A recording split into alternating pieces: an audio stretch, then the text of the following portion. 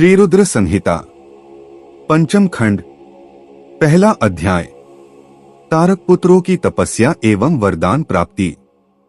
नारद जी बोले, हे प्रभु, आपने मुझे कुमार कार्तिकेय और श्री गणेश के उत्तम तथा पापों को नाश करने वाले चरित्र को सुनाया।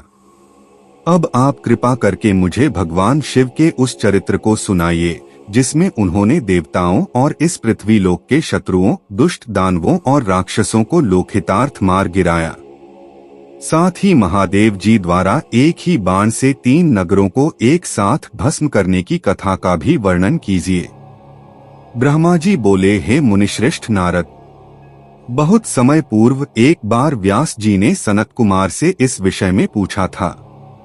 उस समय जो कथा उन्होंने बताई थी वही आज मैं तुम्हें बताता हूँ। जब देवताओं की रक्षार्थ भगवान शिव के पुत्र कार्तिकेय द्वारा तारकासुर का वध कर दिया गया, तब उसके तीनों पुत्रों तारकाक्ष, विद्युन्माली और कमलाक्ष को बहुत दुख हुआ। वे तीनों ही महान बलशाली, जितेंद्रिय, सत्यवादी, संयमी, वीर और साहसी थे, परंतु अपने पिता तारकासुर का वध देवताओं द्वारा होने के कारण उनके मन में देवताओं के लिए रोष उत्पन्न हो गया। तब उन तीनों ने अपना राजपाट त्याग कर मेरु पर्वत की एक गुफा में जाकर उत्तम तपस्या करनी शुरू कर दी। उन्होंने अपनी कठिन और उग्र तपस्या से मुझ ब्रह्मा को प्रसन्न कर लिया। मैं उन तीनों असुरों को वरदान देने के लिए मेरु पर्वत गया। वहां पहुंचकर मैंने तारकाक्ष, विद्युन्माली और कमलाक्ष से कहा कि हे महावीर दैत्यो, मैं तुम्हारी तपस्या से प्रसन्न हूं। मांगो, मुझसे क्या मांगना चाहते हो? तुम्हारी मनोकामना मैं अवश्य पूरी करूंगा। मुझे बताओ कि किस वरदान की प्राप्ति हेतु तुम लोगों ने इतना कठोर तप किया है। ब्रह्मा जी के ये वचन सुनकर उन तीनों तारक पुत्रों को बड़ा संतोष हुआ। तब उन्होंने मेरे चरणों में पड़कर प्रणाम किया और मेरा स्तवन करने लगे। तत्पश्चात वे बोले, हे देवेश, हे विधाता, यदि आप वाकई हम पर प्रसन्न हैं तो हमें अवध्य होने का वरदान प्रदान कीजिए। कोई भी प्राणी हमारा वध करने में सक्षम न हो और हम अजरमर हों। हम चाहें तो किसी का भी वध कर सकें। प्रभु, हमें यही वरदान दीजिए कि हम अपने शत्रुओं को मौत के घाट उतार सकें और निर्भयतापूर्वक इस त्रिलोक में आनंद का अनुभव करते हुए विचरें। कोई हमारा बाल भी बांका न कर सके। तारक पुत्रों के ऐसे वचन सुनकर मैं ब्रह्मा त्रिलोकीनाथ भक्त वत्सल भगवान शिव के चरणों का स्मरण करते हुए बोला, हे असुरों, निःसंदेह ही तुम्हारी इस उत्तम तपस्या ने मुझे बहुत प्रसन्न किया है, परंतु अमरत्व की प्राप्ति सभी को नहीं हो सकती है। यह प्रकृति का नियम है। जो जन्म लेता है उसकी मृत्यु निश्चित है। अतः इसके अतिरिक्त कोई अन्य वर मांगो। मैं तुम्हें तुम्हारी इच्छित मृत्यु का वरदान दे सकता हूँ। तुम जिस प्रकार अपनी मृत्यु चाहोगे उसी प्रकार तुम्हारी मृत्यु होगी। मेरे इस प्रकार के वचन सुनकर तीनों तारक पुत्र कुछ देर के लिए सोच में डूब गए। तत्पश्चात वे बोले, भगवन, यद्यपि हम तीनों ही महान बलशाली हैं, फिर भी हमारे पास रहने का कोई ऐसा स्थान नहीं है जो पूर्णतया सुरक्षित हो और जिसमें शत्रु प्रवेश न कर सकें। प्रभु, आप हम तीनों भाइयों के लिए 3 ऐसे नगरों का निर्माण करें जो पूर्णतया सुरक्षित हों। ये तीनों अद्भुत नगर संपूर्ण धन संपत्ति और वैभव से शोभित हों तथा अस्त्र शस्त्रों की सभी सामग्रियां भी वहां उपस्थित हों और उसे कोई भी नष्ट न कर सके। तब तारकाक्ष ने अपने लिए सोने का, कमलाक्ष ने चांदी का तथा विद्युन्माली ने कठोर लोहे का बना नगर वरदान में मांगा। साथ ही उन्होंने यह भी कहा कि ये तीनों पुर दोपहर अभिजित मुहूर्त में चंद्रमा के पुष्य नक्षत्र में होने पर एक साथ मिला करेंगे। ये तीनों ही महल आकाश में नीले बादलों में एक के ऊपर एक रहेंगे तथा जनसाधारण सहित किसी को भी नहीं दिखाई देंगे। 1 सहस्र वर्षों बाद जब पुष्करावर्त नामक काले बादल बरस रहे हों, उस समय जब तीनों महल आपस में मिले तब हम सबके वंदनीय भगवान शिव असंभव रथ पर बैठकर एक ही बाण से हमारे नगरों सहित हमारा भी वध करें।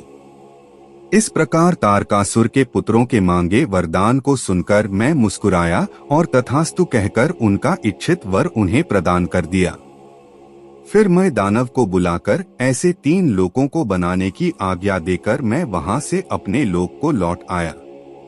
मैंने मेहनत से तारकाक्ष के लिए सोने का, कमलाक्ष के लिए चांदी का और विद्युन्माली के लिए लोहे के उत्तम लोकों का निर्माण किया। ये तीनों ही लोक सभी साधनों और सुविधाओं से संपन्न थे। इन तीनों लोकों का निर्माण होने के उपरांत वे तीनों अपने अपने लोकों में चले गए और मैंने उन्हें एक के ऊपर एक करके, एक को आकाश में, एक को स्वर्ग के ऊपर और तीसरे को पृथ्वी लोक में स्थिर कर दिया।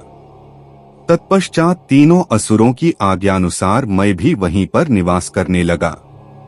तारकाक्ष, कमलाक्ष और विद्युन्माली तीनों ही सदैव शिव भक्ति में लीन रहा करते थे। इस प्रकार वे तीनों ही असुर अब आनंद पूर्वक अपने अपने लोकों में सुखों को भोगने लगे। श्री रुद्र संहिता पंचम खंड, दूसरा अध्याय। देवताओं की प्रार्थना। नारद जी बोले, हे पिताश्री, जब तारकासुर के तीनों पुत्र तारकाक्ष, कमलाक्ष और विद्युन्माली आनंद पूर्वक अपने अपने लोकों में निवास करने लगे, तब फिर आगे क्या हुआ? ब्रह्मा जी बोले, हे नारद, तारक पुत्रों के तीनों लोकों के अद्भुत तेज से दग्ध होकर सभी देवतागण देवराज इंद्र साथ दुखी अवस्था में ब्रह्मलोक में मेरी शरण में आए। वहां मुझे नमस्कार करने के पश्चात देवताओं ने अपना दुख बताना शुरू किया। वे बोले, हे विधाता, त्रिपुरों के स्वामी तारकाक्ष, कमलाक्ष और विद्युन्माली नामक तीनों तारक पुत्रों ने हम सभी देवताओं को संतप्त कर दिया है। भगवान, अपनी रक्षा के लिए हम सभी आपकी शरण में आए हैं। प्रभु, आप हमें उनके वध का कोई उपाय बताइए ताकि हम अपने दुखों को दूर करके पुनः पहले की भांति अपने लोक में सुख से रह सकें। यह सुनकर मैंने उनसे कहा, हे देवताओं, तुम्हें इस प्रकार उन तारक पुत्रों से डरने की कोई आवश्यकता नहीं है। तुम्हारी इच्छा के अनुसार मैं तुम्हें उनके वध का उपाय बताता हूँ। उन तीनों ही असुरों को मैंने वरदान प्रदान किया है, अतः मैं उनका वध नहीं कर सकता। इसलिए तुम सब भगवान शिव की शरण में जाओ, वे ही तुम्हारी इस दुख की घड़ी में सहायता करेंगे। तुम उनके पास जाकर उन्हें प्रसन्न करो। मुझ ब्रह्मा के ये वचन सुनकर सभी देवता अपने स्वामी देवराज इंद्र के नेतृत्व में भगवान शिव के पास कैलाश पर्वत पर पहुँचे। वहां सबने भक्तिभाव से भगवान शिव को प्रणाम किया और उनकी स्तुति करने लगे। तत्पश्चात देवता बोले, हे महादेव जी, तारकासुर के तीनों पुत्रों ने हमें परास्त कर दिया है। यही नहीं, उन्होंने सभी ऋषि मुनियों को भी बंदी बना लिया है। वे उन्हें यज्ञ नहीं करने देते हैं। चारों ओर हाहाकार मचा हुआ है। उन्होंने इस त्रिलोक को अपने वश में कर लिया है और पूरे संसार को नष्ट करने में लगे हुए हैं। ब्रह्मा जी द्वारा इन तीनों को अवध्य होने का वरदान मिला है। इसी कारण वे तीनों बलशाली दानव मदांध हो चुके हैं और मनुष्यों और देवताओं को तरह तरह से प्रताड़ित कर रहे हैं।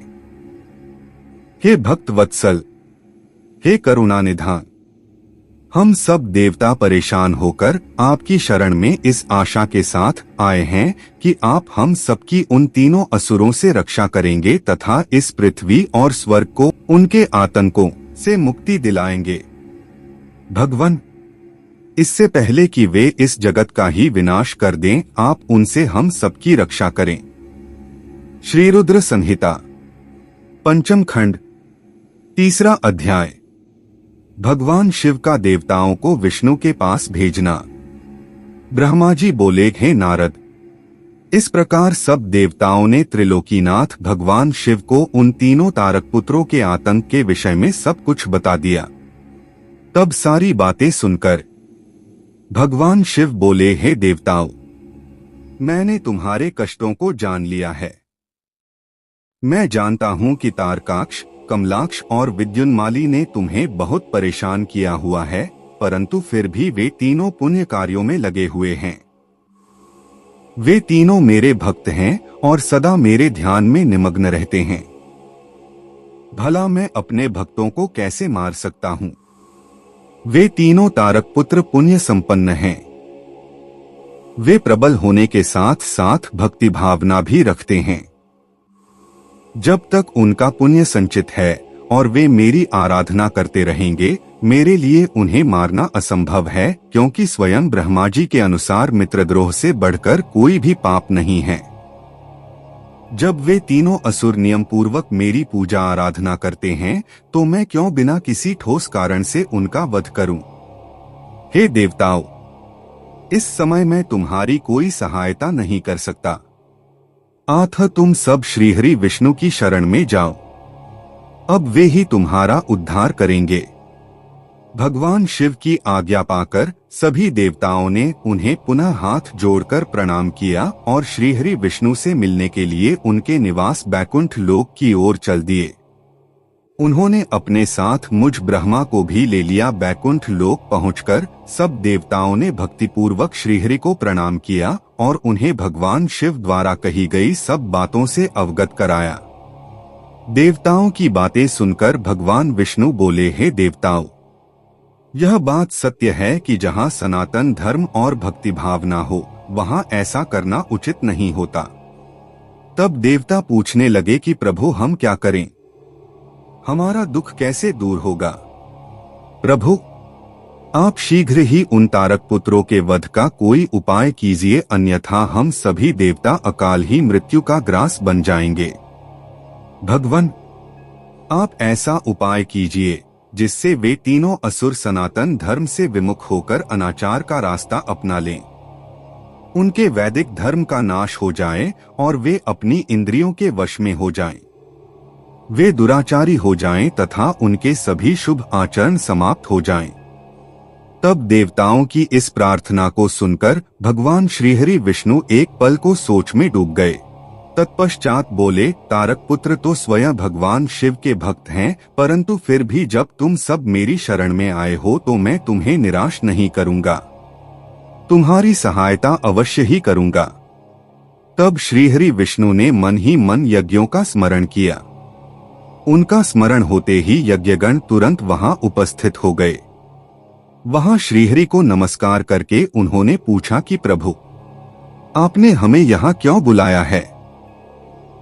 तब श्रीहरि मुस्कुराए और बोले कि हमें तुम्हारी सहायता की आवश्यकता है, इसलिए हमने तुम्हारा स्मरण किया है। तब वे देवराज इंद्र से बोले कि हे देवराज, आप त्रिलोक की विभूति के लिए यज्ञ करें। यज्ञ के द्वारा ही तारक पुत्रों के तीनों पुरों नगरों का विनाश संभव है। भगवान श्रीहरि विष्णु के ये वचन सुनकर सभी देवताओं ने आदर पूर्वक विष्णु जी का धन्यवाद किया और उन्हें प्रणाम करने के पश्चात यज्ञ के ईश्वर की स्तुति करने लगे। तत्पश्चात उन्होंने बहुत विशाल यज्ञ का आयोजन किया। सविधि उन्होंने उत्तम यज्ञ भक्ति भावना से आरंभ किया। यज्ञ अग्नि प्रज्वलित हुई।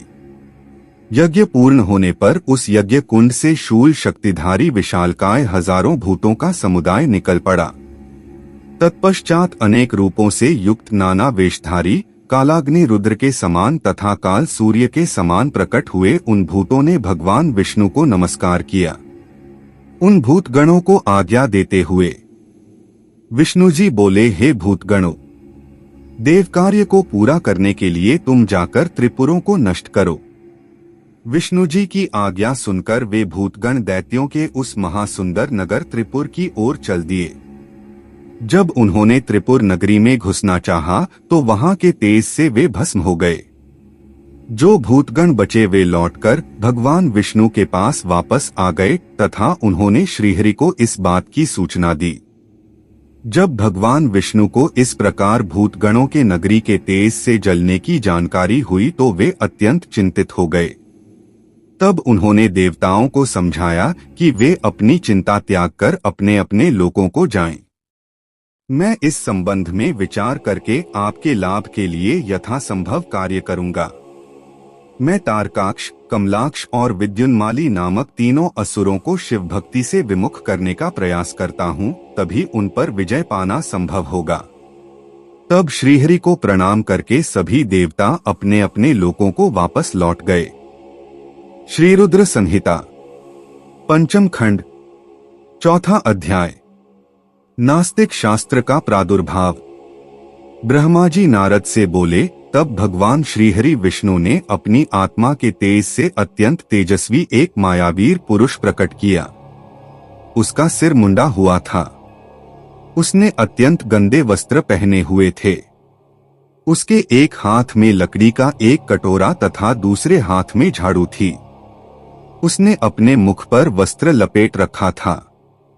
व्याकुल वाणी में उसने श्रीहरि को प्रणाम किया और पूछा, हे प्रभु, मेरी उत्पत्ति का क्या प्रयोजन है? भगवन, मैं कौन हूं?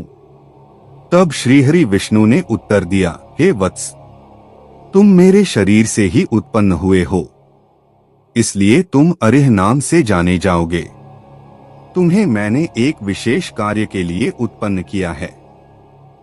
तुम बड़े मायावी हो।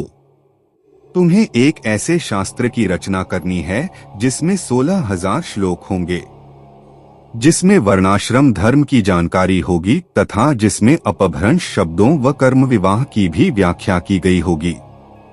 विष्णु जी के इन वचनों को सुनकर अरिह ने उन्हें प्रणाम किया और बोला कि मेरे लिए अब क्या आज्ञा है। तब श्रीहरि ने उसे माया से रचित वह अद्भुत शास्त्र पढ़ाया, जिसका मूल यह था कि स्वर्ग और नरक सब यही हैं। उनका अलग से कोई भी अस्तित्व नहीं है।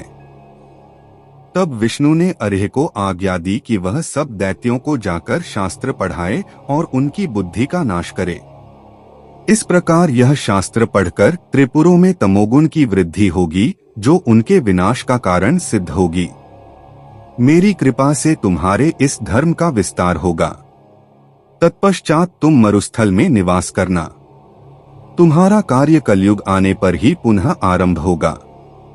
ऐसा कहकर श्रीहरि विष्णु अंतर्धान हो गए। तब अरिह ने भगवान विष्णु की आज्ञा के अनुसार अपने अनेक शिष्य बनाए और उन्हें उसी मायामय शास्त्र की शिक्षा दी। विशेष रूप से उनके 4 शिष्य बने, जिनको उन्होंने कृषि, पत्ति, कीर्य और उपाध्याय नाम प्रदान किया। वे चारों शिष्य अपने गुरु के समान ही आचरण करने वाले थे। उनका एक ही धर्म था, पाखंड। वे नाक पर कपड़ा लपेटे गंदे वस्त्र धारण करके इधर उधर घूमते रहते थे। एक दिन अरिह अपने चारों शिष्यों को अपने साथ लेकर त्रिपुर नगर में चल दिए। वहां पहुंचकर उन्होंने अपनी माया फैलानी आरंभ की, परंतु भगवान शिव की कृपा से उस त्रिपुरी में उनकी माया का प्रभाव नहीं हो रहा था। तब उन्होंने व्याकुल होकर भगवान विष्णु का स्मरण किया। भगवान विष्णु ने अलौकिक गति से सभी बातें जान लीं। भगवान शिव का ध्यान करते हुए विष्णु जी ने, हे नारद, तब तुम्हारा स्मरण किया। अपने स्वामी के स्मरण करते ही तुम तत्काल उनकी सेवा में उपस्थित हो गए। उन्हें प्रणाम करके तुमने याद करने का कारण पूछा। तब श्रीहरि ने तुम्हें आज्ञा प्रदान की कि तुम अरिह और उसके शिष्यों को साथ लेकर त्रिपुर नगरी में प्रवेश करो और वहां के निवासियों को मोहित करके उन्हें माया से उत्प्रोत उस शास्त्र की शिक्षा प्रदान करो।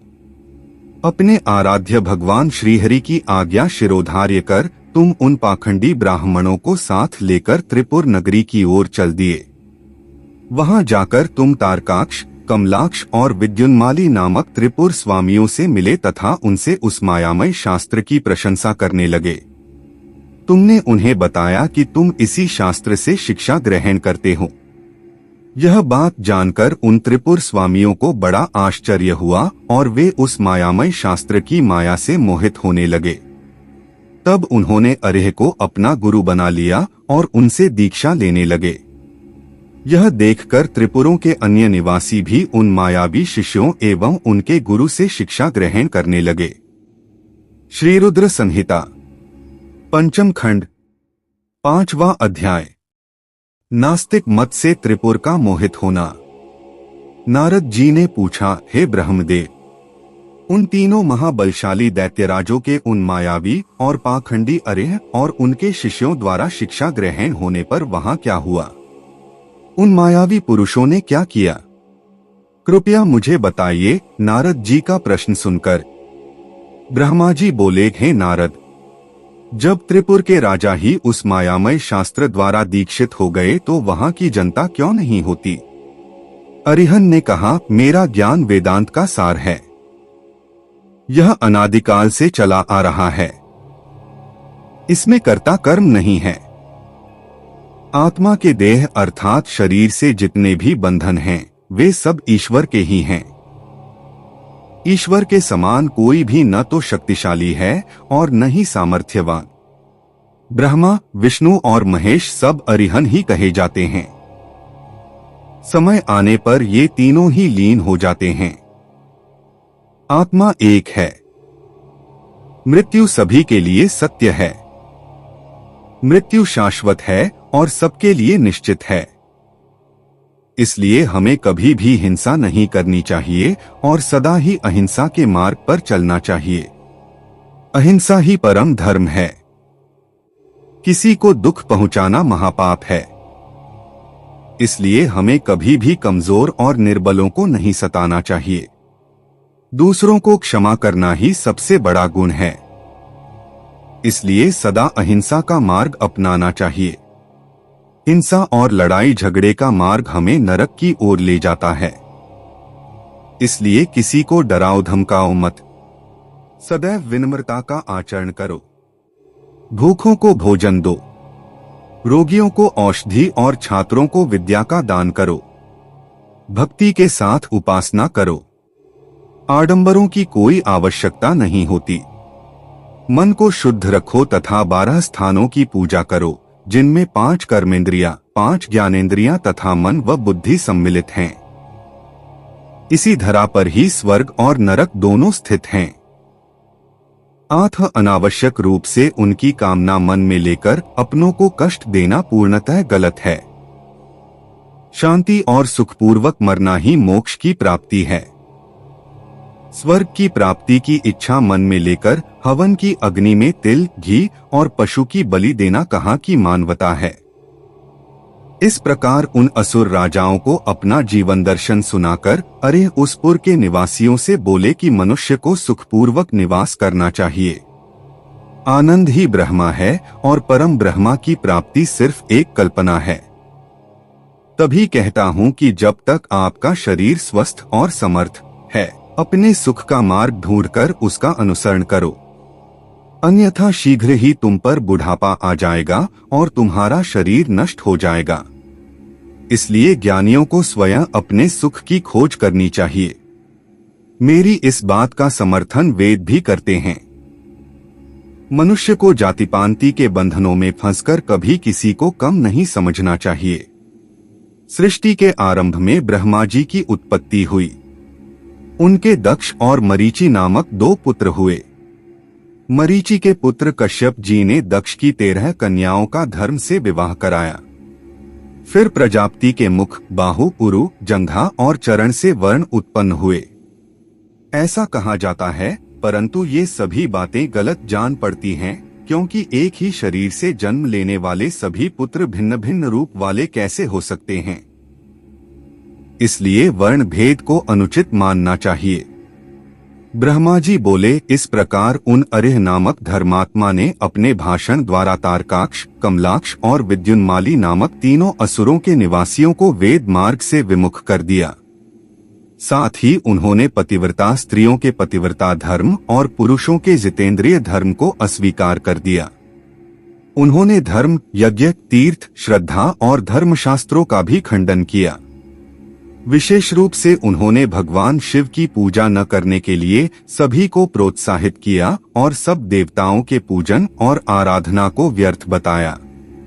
इस प्रकार उन अरिह ने पुर के वासियों को अपने झूठे धर्म और पाखंड से मोहित कर दिया। इस प्रकार वहां अधर्म फैल गया। तत्पश्चात भगवान श्रीहरि विष्णु की माया से देवी महालक्ष्मी भी उन त्रिपुरों में अपना अनादर देख उस स्थान को त्याग कर चली गईं।